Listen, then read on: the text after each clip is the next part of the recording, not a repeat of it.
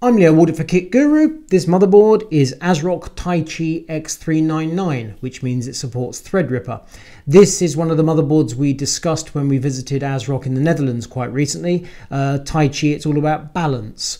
So you get a combination of features, but you get both performance and cosmetics at a reasonable price. That's the key thing about Taichi. This motherboard on paper is quite similar to the MSI Pro Carbon X399 I reviewed quite recently.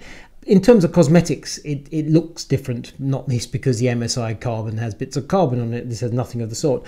But in terms of the spec, a whole bunch of USB 3 supports Threadripper, DDR4, all the features that you get with Threadripper. So a huge amount of PCI Express, huge amount of SATA. And then you turn to the I/O panel and there's a certain amount of similarity there. You get down to detailed differences. So for example, the 8211AC Wi-Fi is actually on the I/O rather than being a PCI Express add-in card as it is with the MSI. It's stuff like that. So relatively speaking, it looks like detailed differences. And yes, you get RGB lighting.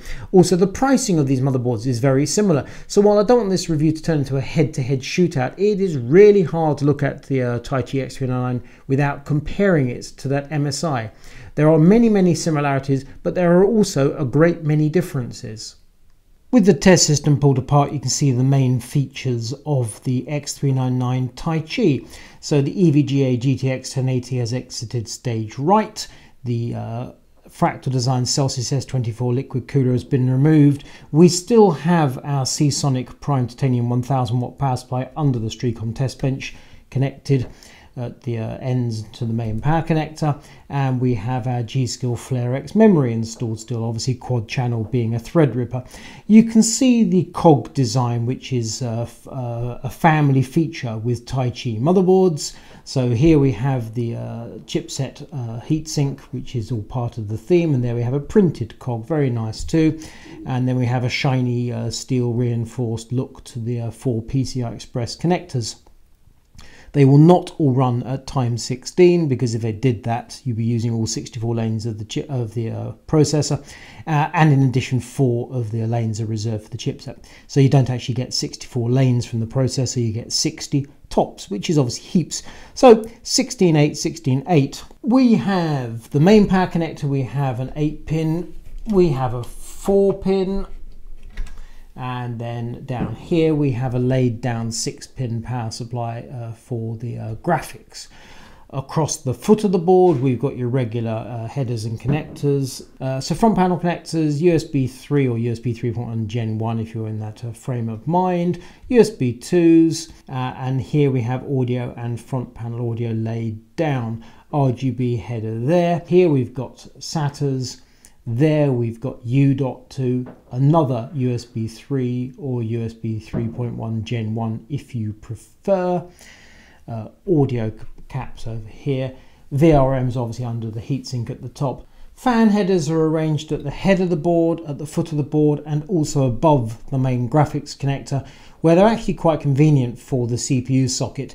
Now, depending on your build, they might either be in the middle where you don't want them, so you have to trail cables to them, or if you're using an all-in-one or indeed a custom loop with your radiator, probably above but possibly at the front, and you want to hook the fans up directly to your motherboard, then they're in quite a good location. It'll be tricky making the cables tidy, but the location not bad at all. Turning to the I/O, we actually have a fair amount of space in the I/O, surprisingly, considering there's the Intel integrated Wi-Fi is built in, also 2 Intel Gigabit Ethernet.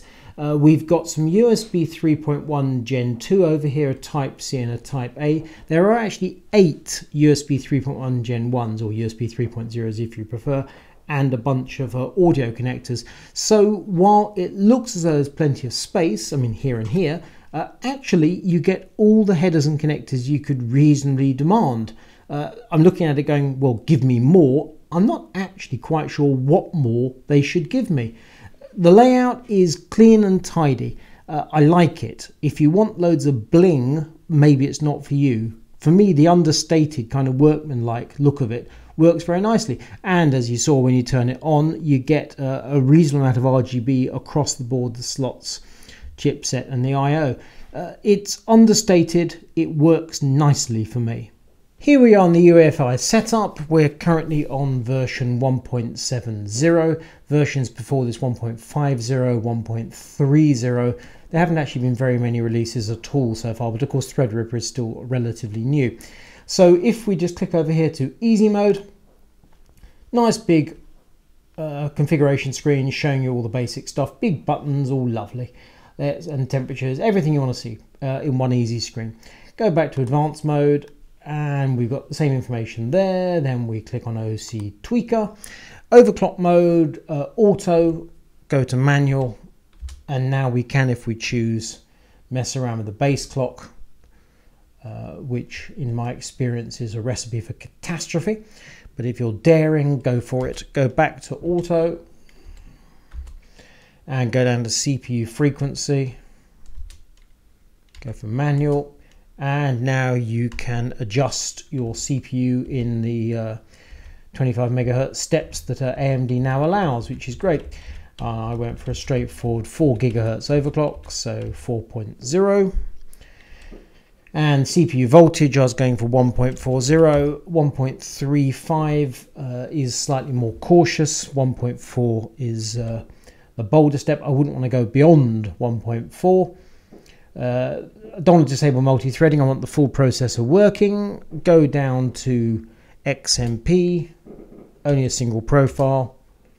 And as far as I'm concerned, that is job done. If we continue down, we've got all manner of other options, none of which was required.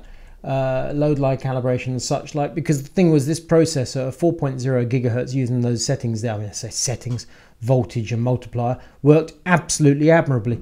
If it works, why mess around? That's what I say. The QR code over there incidentally takes you to the user manual on ASRock's website. If we go across to advanced, we've got everything you'd expect to see, and thankfully none of which we feel the need to mess around with.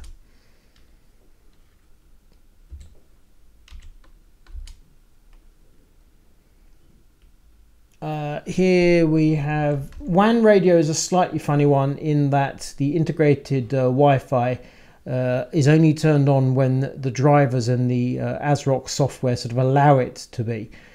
So it's on auto now, but it doesn't actually work unless you use the ASRock software. Slightly vexing, not the end of the world. Storage configuration, I've only got the one SSD plugged in. We've got two M.2 slots, both of which are unpopulated, and a whole bunch of SATA. No RAID on the go either. Super I/O configuration, no ACPI. All these features are available and none of them are necessary, which, if I'm entirely frank with you, is exactly the way that I like it. Go across to tools, so RGB LED, that's to allow you to enable the RGB connectors if you want to extend your RGB, say, to a case or some such. In this instance, we're using the onboard RGB, so even though it says off, the onboard RGB is working correctly. Easy RAID, nope. Instant flash, perfectly happy to step up and down through the versions. I've been up to 1.7, back to 1.3, and then return to 1.7. It's perfectly happy doing that. Hardware monitor, all the bits and pieces you'd expect. The 2000 RPM there is actually our Ace-Tech liquid cooler. It's a fractal design Celsius S24, so that's the pump speed at 2000 RPM. The fans are barely rotating. And we've got everything else as you expect to see. No surprises whatsoever. Password and security, boot. Absolutely, entirely straightforward.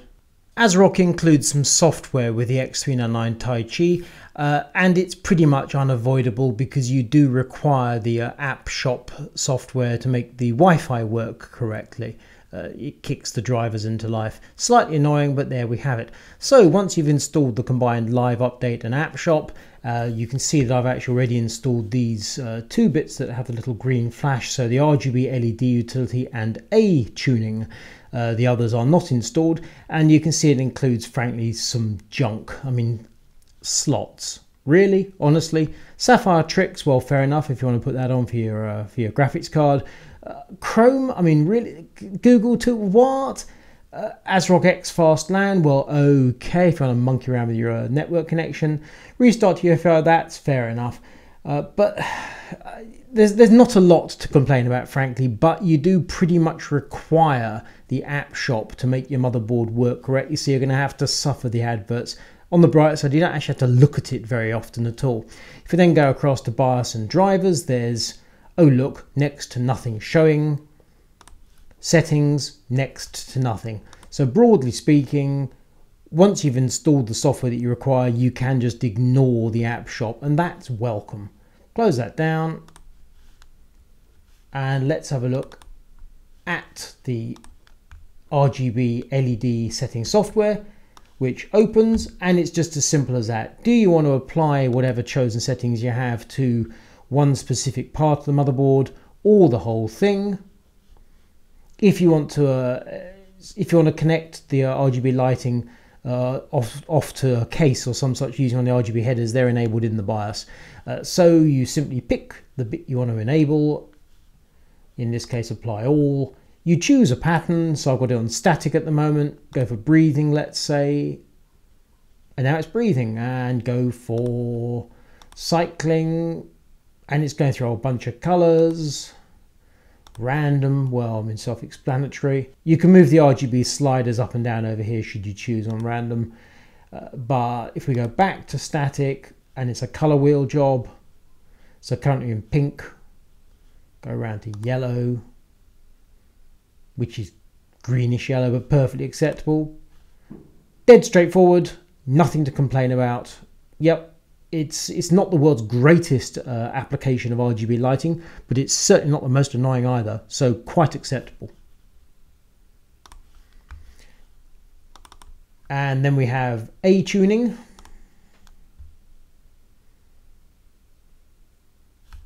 Here we go. So you can pick your mode, performance, standard or power saving. You can go across the tabs, OC tweaker, which gives you control of you can't expand the software in size. You do have to scroll up and down. All the features you expect to see in the BIOS in terms of voltages and CPU frequency. It's a case of drag the sliders up and down just as you'd expect. Or you can load and save profiles. System info gives you live temperatures, voltages and such like clock speeds. Fantastic tuning, bit of a play on words there, ho ho, allows you to set fan speeds. You can click the start fan test and it'll crunch through and sort out your fan curves for you, but alternatively you can drag the waypoints around to set the fans you see fit. And settings is the settings of the software. So X to auto run at Windows startup. All quite straightforward, nothing to complain about, and more to the point, this is all stuff that is available in the UEFI. So it's just to make it easier to access it in Windows rather than using the UEFI. If you want to go in the UEFI, you can just ignore this altogether.